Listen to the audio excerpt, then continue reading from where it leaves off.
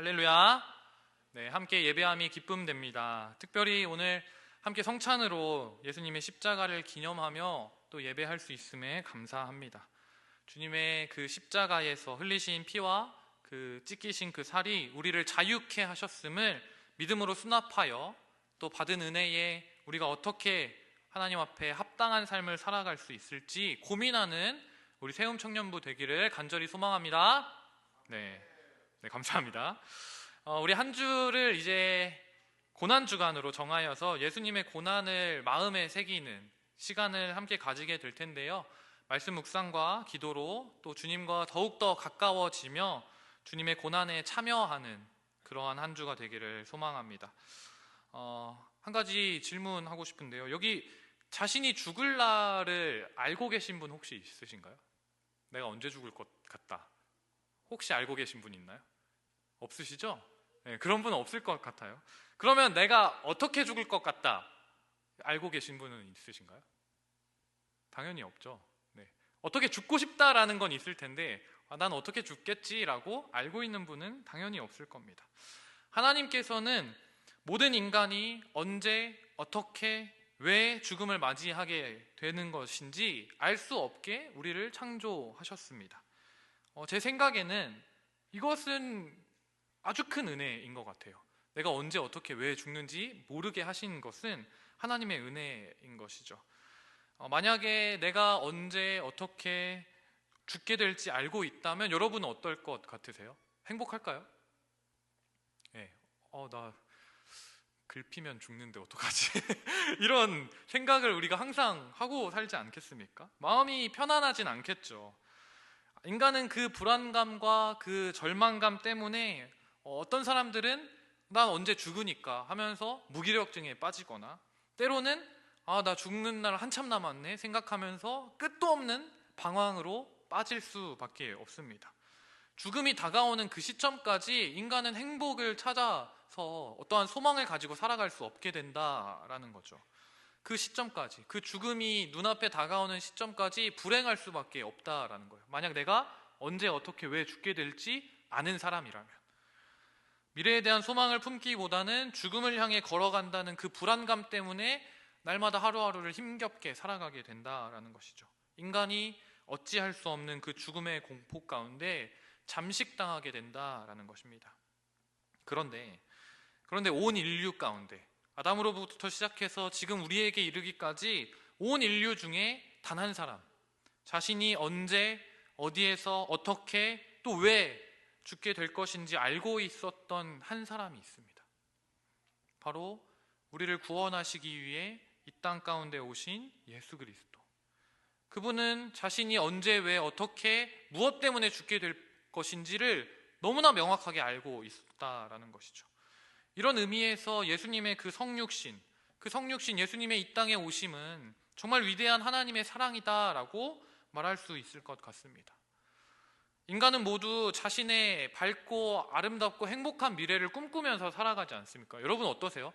내 미래는 정말 암담하겠지? 나 이대로 살면 진짜 최악이겠지? 라고 하면서 살아가는 분이 혹시 있으신가요? 우리 청년부들 가운데? 그렇다면 제가 기도해 드릴게요. 없으시죠? 내 미래는 언제나 행복하겠지? 밝은 미래를 위해 우리가 열심히 하루하루를 살아가지 않습니까? 그런데 예수님의 그 삶은, 예수님의 모든 인생 33년의 그 공생의 기간은 하루하루가 십자가의 죽음을 향해서 걸어가는 걸음이었다라는 것이죠. 예수님의 내일은 십자가를 향해서 한 걸음 더 나아가는 내일이었다라는 것입니다. 아무런 죄 없으신 그 예수께서 인류의 모든 죄를, 저와 여러분의 모든 죄를 대신 짊어지시는 그 비참함 가운데 하루하루를 사셨다라는 거예요. 그 길이 또 얼마나 외로운 길입니까, 여러분? 3년 동안 애지중지 가르쳤던, 그리고 동거동락했던 제자들은 그 십자가 길 가운데 모두 떠나버립니다. 그리고 그 중에 한 명은 꼴랑 은 30에 스승이었던 아버지와 같은 예수님을 팔아넘기는 배신자였습니다. 그리고 예수님께서는 그 사실을 분명히 알고 계셨어요. 예수님의 인생은 그렇게 비참한 자신의 죽음을 알고 그 죽음의 길, 고난의 길로 한 걸음씩 걸어가는 인생이었다라는 것이죠. 우리가 일반적으로 생각하는 우리의 행복과는 너무나 동떨어진 인생 아닙니까?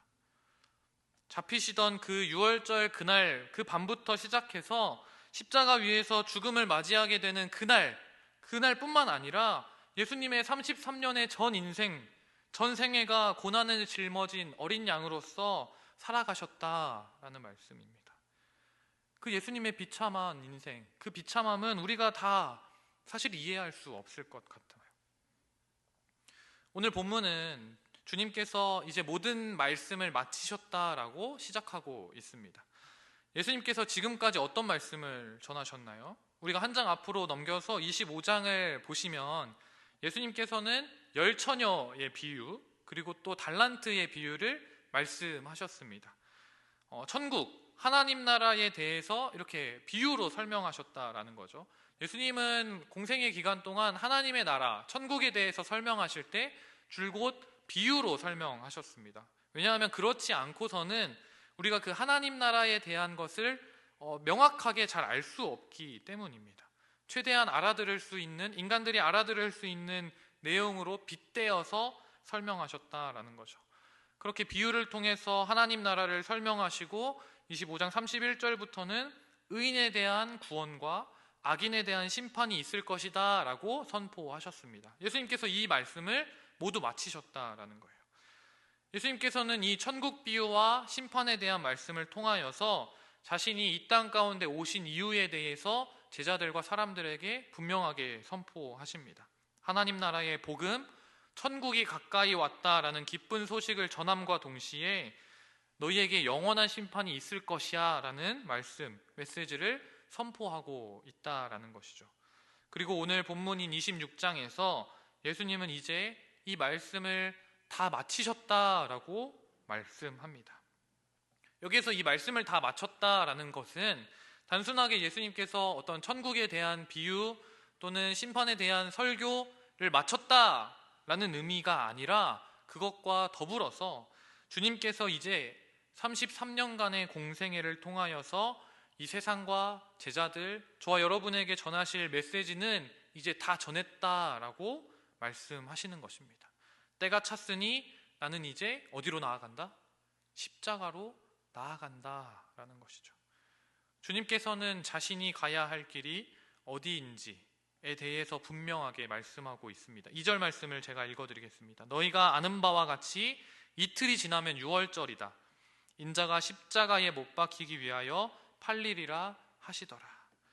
너희가 아는 바와 같이 라고 말씀하셨는데 제자들이 무엇을 알고 있다라는 말씀일까요? 이틀이 지나면 유월절이라는 거 너희가 알고 있지 않니? 라고 말하는 것일까요? 물론 충분히 가능성 있는 해석이지만 저는 마태복음의 저자인 마태가 이 단어 너희가 아는 바와 같이 라는 표현을 지금 의도적으로 사용하고 있다라고 생각합니다. 마치 제자들도 예수님의 죽음을 이미 알고 있다라는 표현을 지금 의도적으로 노출하고 있다라는 것이죠. 제 식대로 해석하자면 이렇게 말하시는 거예요. 너희들도 이미 알고 있잖아. 이틀 후면 유월절이고 나는 십자가에 못 박히기 위해서 팔릴 거야 라고 예수님이 지금 말씀하셨다라는 거예요. 유월절이라는 사실은 사실 다 알고 있지 않습니까? 그런데 너희들만 알고 있는 사실, 내가 십자가에 못 박히러 갈 거야 라는 사실을 너희가 아는 바와 같이 라는 표현을 통해서 제자들도 이미 예수님의 십자가 행을 알고 있었다라고 말씀하는 거죠. 아마 가룟 유다는 이 시점에서부터 이미 그 마음에 예수님을 팔아넘겨야 하겠다라는 마음을 자리 잡고 있었을지도 모릅니다. 그럼에도 불구하고 예수님께서는 끝까지 참으시고 사랑으로 그 외로운 십자가의 길을 향해서 한 걸음 한 걸음 나아가고 계신다라는 것이죠. 우리 마태복음의 전체 내용을 살펴보면 예수님께서는 이미 4번씩이나 제자들에게 이 십자가의 죽음에 관하여 이미 말씀을 하셨어요. 자신을 따르는 제자들에게 지금 예수님께서 걷고 있는 이 길, 내가 너희를 가르치는 것, 내가 천국 복음을 전하는 것, 그리고 내가 치유와 모든 귀신 쫓는 능력을 행하는 것, 이 일들이 다른 것이 아니라 십자가를 향해서 나아가는 길이다, 고난과 죽음의 길이다 라는 사실을 제자들에게 계속 선포하셨다라는 것입니다. 그런데 그 죽음이 실제로 다가올 때까지, 6월절이 이틀이 남은 그 시점까지 제자들은 이 말씀, 예수님께서 끊임없이 말씀하셨던 그 십자가에 대한 말씀을 정말 대수롭지 않게 생각했던 것 같습니다. 제자들의 입장에서 생각한다면 설마 그런 일이 일어나겠어? 라는 생각을 가지고 있었던 것 같아요. 아니라는 생각을 가지고 예수님은 참 농담도 진담처럼 하시네? 라고 왜 이 말을 계속 반복하는 거지? 라고 생각했던 것 같습니다. 그러면서 십자가에 대한 진지한 고민은 한 번도 해본 적이 없다라는 것이죠. 그러니까 예수님의 제자들이 끝까지 내가 예수님의 오른편에 서겠네, 너는 왼편에 서라 이렇게 하면서 자신의 지위와 자신의 권위를 내세우기를 끝까지 고집하고 있지 않습니까?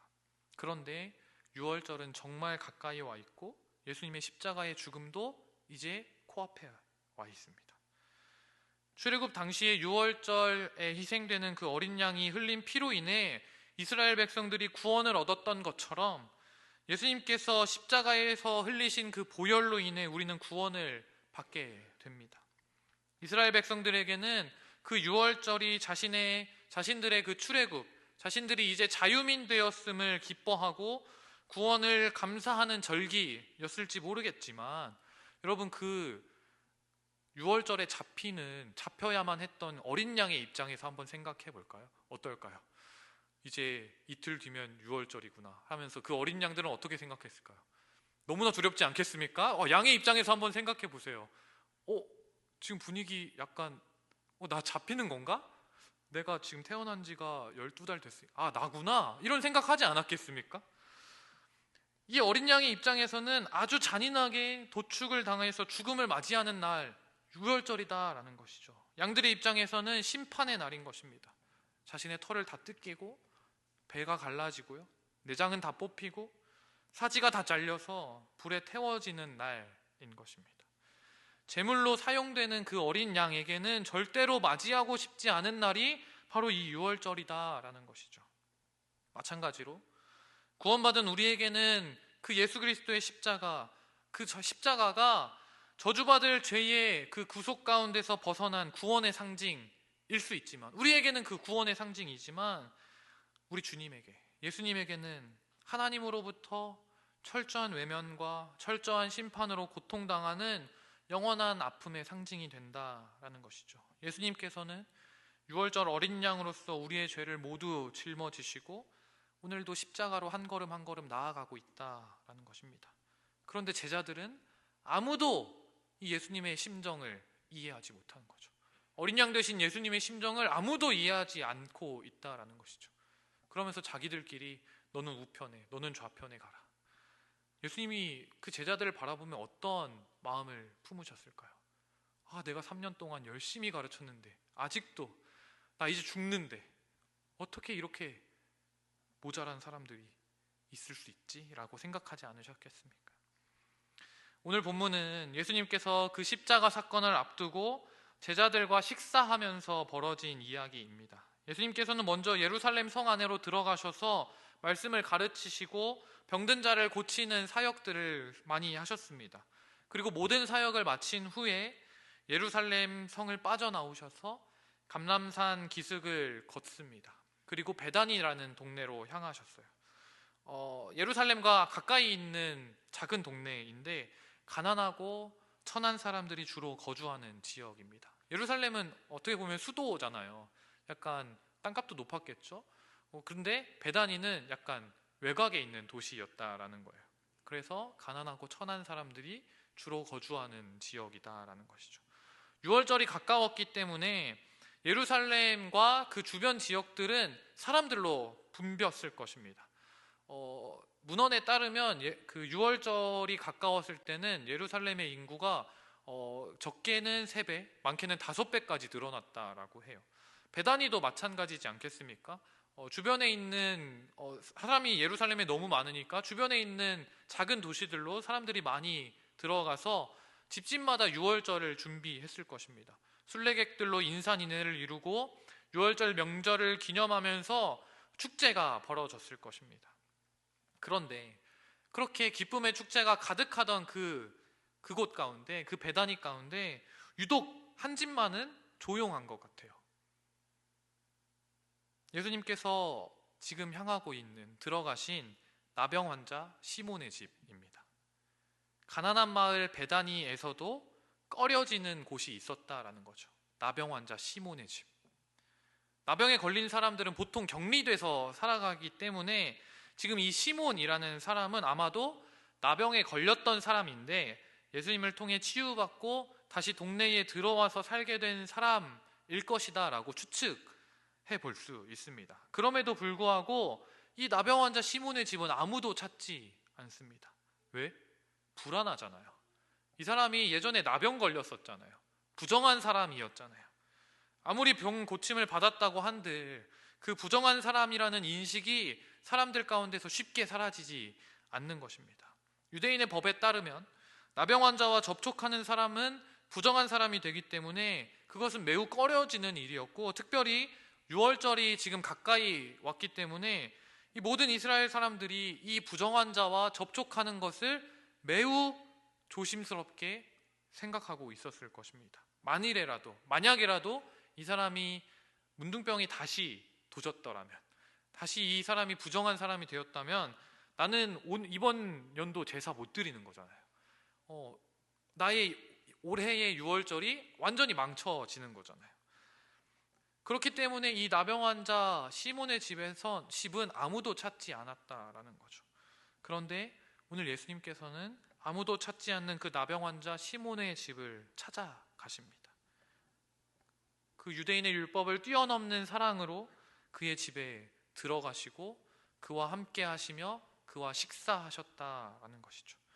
예수님의 이 행보는 다분히 의도적인 것입니다. 죽음을 앞둔 시점까지, 이제 예수님은 십자가를 앞둔 그 시점에서도 끝까지 제자들을 가르치시기 위해서 가장 낮은 곳, 가장 꺼려지는 곳, 세상이 부정하다고 말하는 그곳 가운데 찾아가시는 것입니다.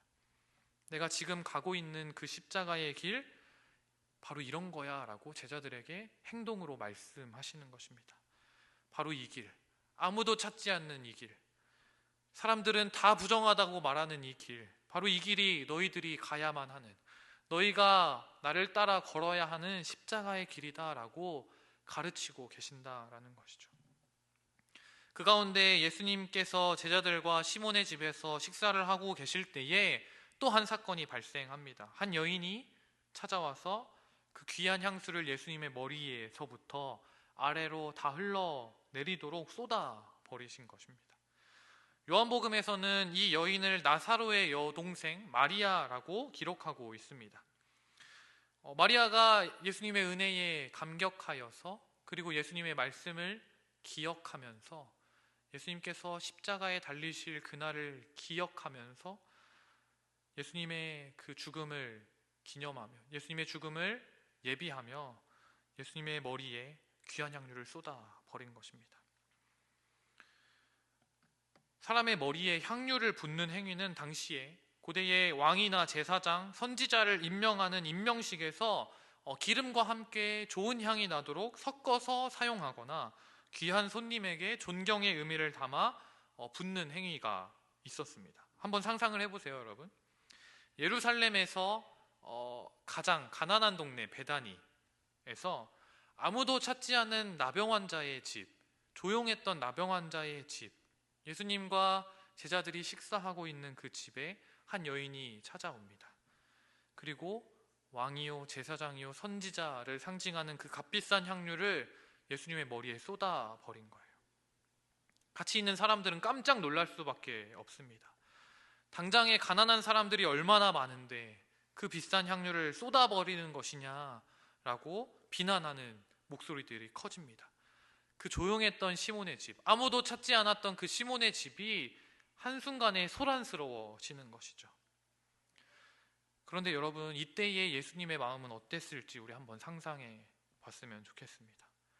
예수님께서는 하나님의 아들로서 온 땅에 죄를 짊어지신 하나님의 어린 양으로서 이 땅에서 33년 동안 사셨고 십자가의 길을 이제 앞두고 있습니다.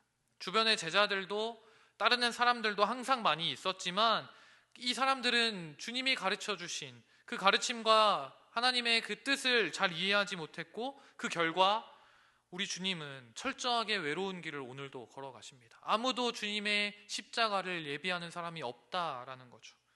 아무도 알아주지 않고 몇 번을 말해도 들으려고 하지 않는 그 십자가의 길, 내가 오늘도 걷고 있는 그 십자가의 길을, 그 죽음과 저주의 길을 향해 나아가는데 제자들은 늘 주님의 말씀을 깨닫지 못했고 이해하지 못했습니다. 아무도 예수님의 말씀을 진지하게 생각하는 사람이 없었다라는 것입니다. 그러던 중에 한 여인이 찾아와서 마치 예수님의 죽음을 준비하는 것처럼 향유를 머리 위에 붓는 것입니다.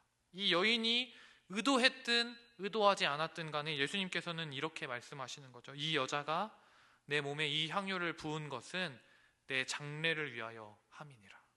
예수님께서는 이 여인의 이야기가 그 복음이 전파되는 곳에 반드시 기억될 것이다 라고 말씀하시면서 축복하십니다. 아무도 예수님의 마음을 이해하지 못하고 예수님의 마음을 헤아리지 못할 때, 나는 기뻐서 맛있게 유월절 그 축제를 즐기고 있을 때에 이 여인만큼은 예수님의 그 아픈 마음을 알아들였고 예수님의 그 마음을 시원하게 해드린 것입니다. 사랑하는 여러분, 이 가운데 참 제자가 누구입니까? 주님과 늘 함께 있으면서 주님의 마음과 주님의 뜻을 알지 못하고 결국 십자가 앞에서 다 배신했던 제자들과는 다르게 이 여인의 헌신은 참 제자가 누구인지를 보여주고 있는 것입니다.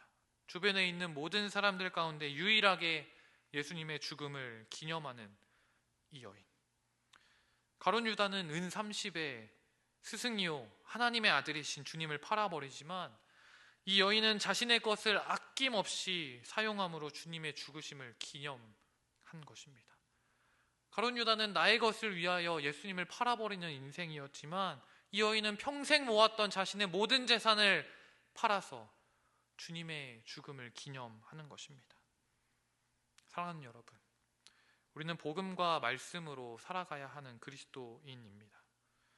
오직 복음과 말씀만이 우리의 삶을 변화시키시고 깨우며 참 생명으로 인도한다라는 사실을 우리는 알고 있습니다.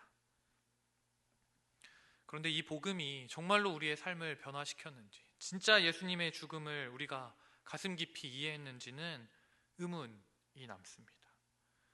복음과 말씀의 가치가 온 세상에 가득하기 위해서 이 향유를 부은 여인처럼 예수님의 그 십자가를 날마다 우리의 몸에 새겨야 하지 않겠습니까? 우리 역시 복음과 말씀을 위해 십자가를 지는 일들이 우리 가운데 반드시 필요하다라는 것입니다. 예수님께서는 거절할 수 있음에도 불구하고 십자가를 지십니다. 주님의 십자가는 반드시 졌어야만 하는 십자가는 아니다라는 것이죠. 그러나 주님께서는 말씀의 순종함으로, 하나님 말씀의 순종함으로 우리를 사랑함으로 그 십자가를 지셨다라는 것입니다. 사랑하는 여러분, 그렇다면 우리는 어떻게 나아가야 합니까? 우리 또한 이 여인과 같이 예수님의 말씀에 순종하며 그 말씀을 진지하게 받아들인다면 예수님의 십자가의 길이 무엇인지, 예수님의 십자가의 길이 어떤 길인지 알아가고 또 그 길을 따라 걷기 위해 날마다 우리의 몸에 십자가를 새겨야 하지 않겠습니까? 사랑하는 여러분, 이 여인은 어떻게 자신의 십자가를 새깁니까? 자신의 모든 것을 팔아 주님의 길을 예비하는 것입니다. 우리는 무엇이 있습니까? 예수님께서는 아무도 없는 곳, 아무도 찾지 않는 그 나병 환자 시몬의 집에 찾아가시면서 이것이 바로 십자가의 길이다 라고 말씀하십니다. 사랑하는 여러분, 우리가 찾아가야 할, 우리가 바라보아야 할 십자가의 길이 어디인지 한번 우리 마음 가운데 고민해 보기를 간절히 소망합니다.